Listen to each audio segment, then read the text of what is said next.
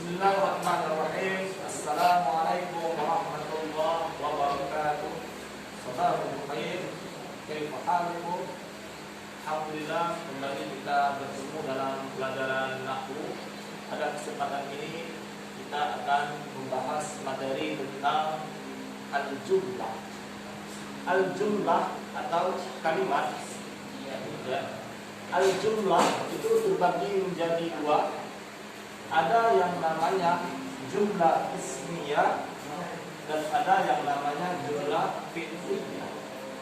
Apa itu jumlah ismiyah dan apa itu jumlah fi'liyah? Jumlah ismiyah adalah kalimat yang diawali dengan isim sesuai dengan namanya jumlah ismiyah.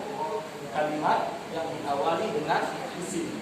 Sedangkan jumlah fi'liyah adalah kalimat yang diawali dengan fi'il. Jadi perbedaan antara kedua jumlah ini hanya terletak pada awal katanya saja. Apakah dia terletak di apakah isim atau fi'il. Perhatikan contoh yang telah Ustaz buat di sini. Coba perhatikan kata Ahmadu kataba ar-risalata. Ahmad menulis surat. Nah ini kalau kita artikan dalam bahasa Indonesia, Ahmad menulis surat. Ahmad sebagai subjek, menulis sebagai predikat, surat sebagai objek. Nah, ini tata bahasa Indonesia. Nah, bagaimana kalau bahasa Arabnya? Kaidahnya ya, dalam ilmu nahwu ya, jumlah ismiyah itu susunan kalimatnya terdiri dari mubtada dan khabar. Ya, jumlah ismiyah ini susunan kalimatnya terdiri dari mubtada dan khabar. Berbeda dengan bahasa Indonesia, subjek, predikat, objek. Kalau bahasa Arab dia ada mubtada dan ada khabarnya. Ya. Mubtada itu sebagaimana yang telah kita pelajari di pelajaran sebelumnya. Apa yang dimaksud dengan mubtada? Mubtada itu adalah isim yang berada di awal kalimat. Nah, ini Ahmad adalah isim yang berada di awal kalimat, maka kedudukannya sebagai mubtada. Dan setelah mubtada pasti ada khabarnya. Dan secara otomatis setelah Ahmad, maka setelah Ahmad adalah khabarnya. Maka kata berrisalah adalah khabarnya. Khabar itu adalah yang memberitakan mubtada atau yang menginformasikan mubtada. Siapa yang menulis surat? Yang menulis surat adalah Ahmad. Nah, ini jumlah ismiyah. Nah, apakah kalimat ini, kalimat Ahmad menulis surat, kita bisa bentuk atau kita bisa buat ke dalam jumlah fi'liyah? Bisa. Caranya adalah ya, dengan kita menulis fi'ilnya terlebih dahulu, baru kita menulis isimnya. Nah, contoh, perhatikan, kataba Ahmad ar-risalata. Ahmad menulis surat. Nah, kata ini, kalimat ini berbeda dengan kalimat yang ini. Coba perhatikan, di mana letak perbedaannya? Kalau kalimat yang pertama, jumlah ismiyah, ya, kita mendahulukan isimnya terlebih dahulu. Ahmadnya kita dahulukan. Sedangkan pada jumlah fi'liyah, kalimat yang kedua ini, ya, kita dahulukan fi'ilnya terlebih dahulu. Nah, artinya sama. Ahmad menulis surat. Sama artinya. Tapi dari segi kaidah, tata dan bahasa berbeda. Kalau jumlah ismiyah terdiri dari mubtada dan khabar, kalau jumlah fi'liyah susunan kalimatnya terdiri dari fi'il dan fa'il. Ya, terdiri dari fi'il dan fa'il. Coba perhatikan. Kataba adalah fi'il, Ahmad adalah fa'ilnya. Setiap fi'il pasti ada fa'il setelahnya, ya. Fi'il adalah kata kerja atau dalam bahasa Indonesia adalah predikat, sedangkan fa'il itu adalah subjek atau pelaku. Nah, ar-risalah ya adalah sebagai maf'ul bih, objek dalam bahasa Arab namanya maf'ul bih.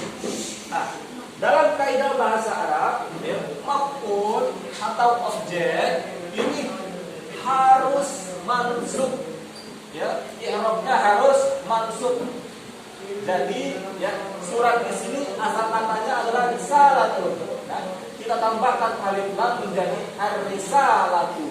Karena posisinya atau kedudukannya sebagai objek, maka ar-risalatu ini kita ganti menjadi ar-risalatah. Itu maksudnya maksud. Ya. Jadi susunannya fi'il, fa'il, karena ada objek maka maf'ul bih. Ya. Nah. Ini ada contoh yang kedua, ya.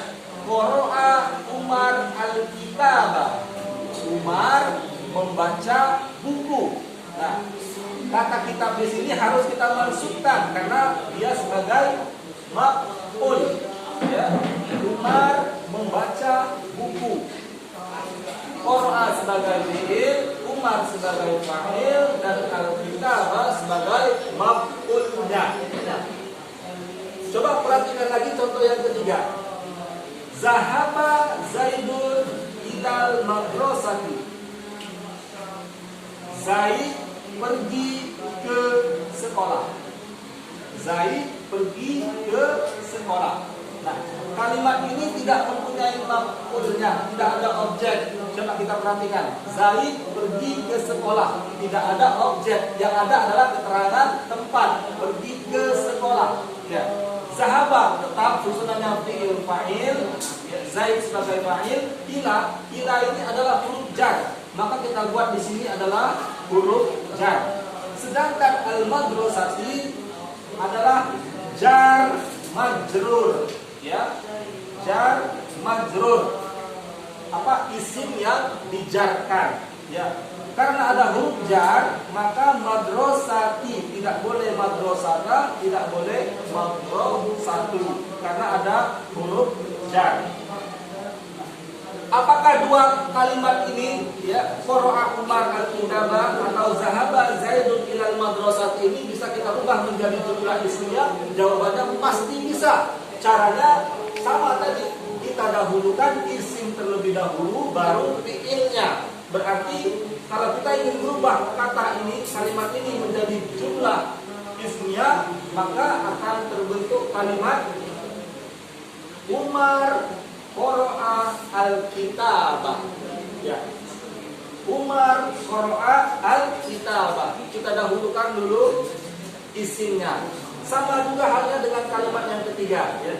Zaidun zahaba ilal madrasati. Ya. Yang membedakannya cuma susunan kalimatnya saja.